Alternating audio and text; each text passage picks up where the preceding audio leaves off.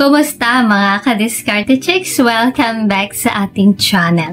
Sa video na ito, pag-uusapan natin ang isang medyo controversial na maraming tao ang nagtatalo-talo tungkol dito. Ano nga ba ang mga advantages at disadvantages ng panonood ng corn kasama ang jowa mo? Pwede bang makapagbigay ito ng positive effects sa inyong relasyon o baka may mga hidden dangers na hindi natin nakikita kaya't wala ng paligoy-ligoy pa? Tara na at simulan na natin.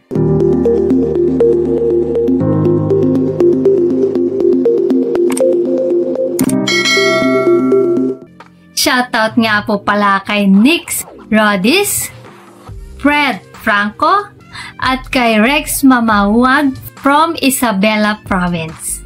Maraming salamat po sa inyong patuloy na suporta sa ating channel. So let's start.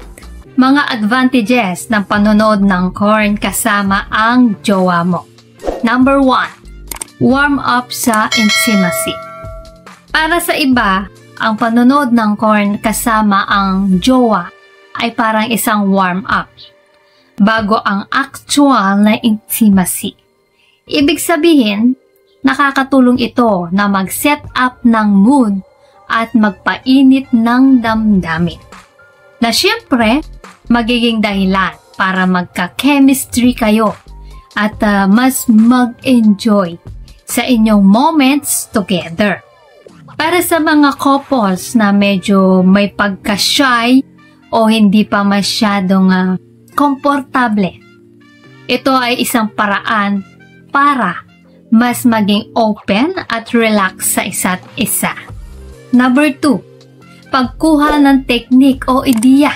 Pwede ding magamit ang corn bilang isang learning tool, lalo na kung medyo bago pa lamang kayo sa inyong relationships at pareho kayong gustong matutunan ang mga techniques o positions sa intimacy. Maari kayong makakuha ng mga bagong ideya. Ang mga scenes sa corn ay maaaring magsilbing inspirasyon para matutunan ninyo kung paano nyo mas mapapaligaya ang isa't isa. At para na rin mas maging adventurous ang inyong intimacy.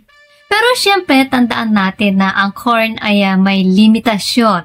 Hindi lahat ng nakikita doon ay applicable o healthy sa tunay na buhay. Pero bago tayo magpatuloy, kung hindi ka pa nakakapag-subscribe, baka naman, i-hit mo ng subscribe button. Now na. As in now na. Number 3, bonding moment. Ang ilan sa atin naniniwala na ang panonood ng corn kasama ang jowa ay isang bonding activity. Pwede itong maging isang casual at fun na paraan upang magsaya at magkasama. Lalo na kung parehong komportable at enjoy kayo sa pinapanood nyo. Meron kasing mga corn films na hindi ganun ka-harsh o extreme, kundi mild lang at romantic. May mga rated R na scenes na nagbibigay ng mas malumanay na content na maaari nyo ring gawing conversation starter pagkatapos.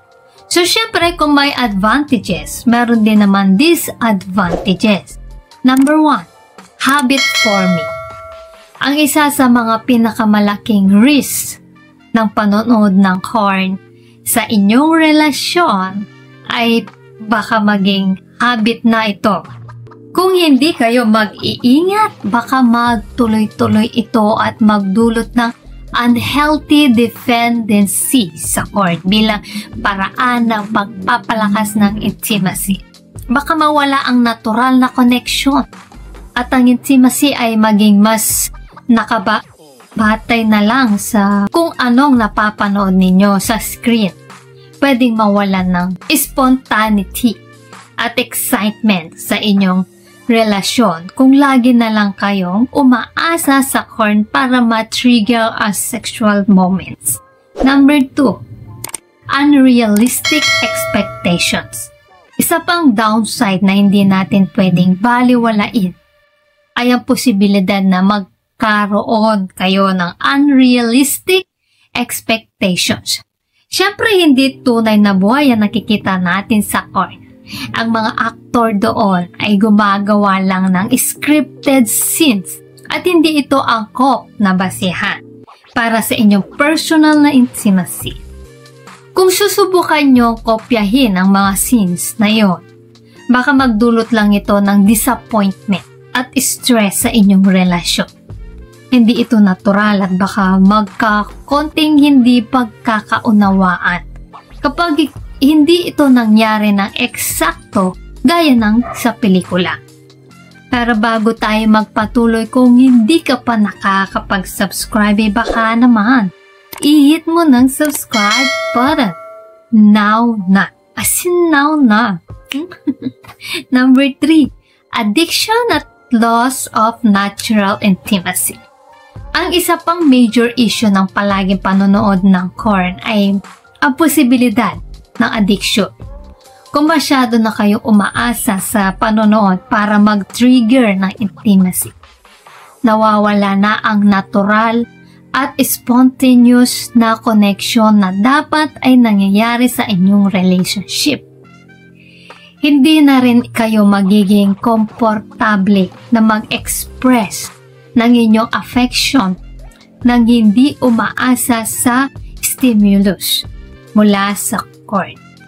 Kapag nangyari ito, posibleng mawala ang emotional intimacy at ang tunay na bonding sa pagitan ninyo ng inyong jowa.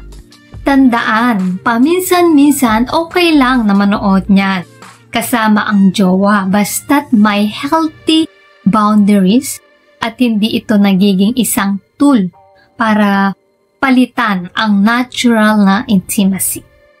Ang pinaka-importante ay huwag ninyong gawing basihan ang panonood niyan para sa lahat ng inyong intimacy.